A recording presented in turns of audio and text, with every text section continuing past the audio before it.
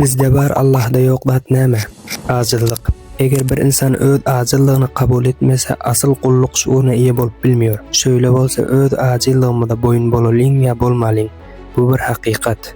Asıl gul soňsuz kudret karşısında öz ajyllygyny boyun alan, çäksiz ilm sahibine garşy öz jahilligi bilen ýüzleşen, asıl gul soňsuz rahmet karşısında öz mehtäçligini itiraf eden kişidir. Sözüň gysgasy asıl gulluk öz hiçliğini bilmekdir. Özüni ketde gören, bar zatlaryna özüne aýyt pikir eden bolmadymşyl işler bolmazdy diýip öz bilen magrurlanan kişi Allah'ını dogry şekilde tanyp bilmiyor. Hemişe aklymyzda tutmamyz gerek. Ýokluk alamyndan barlyk alamyna çykaran bir halyk bar. Eger onuň iradesi bolmasa biz hiç zat edip bilmiyoruz. Onuň izni bolmasa geplep bile bilmiyoruz. Geplemek böyle dursun dem alyp berip bilmiyoruz. Gelin biraz özümize garşy dogry bolalyň. Başymyza bir musibat gelse ajyllygymyz derket ýok. O wagtda bizden takwa adam ýok, amma musibatdan soň ýene öňki adam. Eger hemişe musibatdaky ýa-ni ajyllygymyz derk edip ýaşasak, zindegimiz başga rakam bolmaly. Baýat musulman hemişe Allah'a garşy öz ajyllygyny bilip we derk edip ýaşamaly.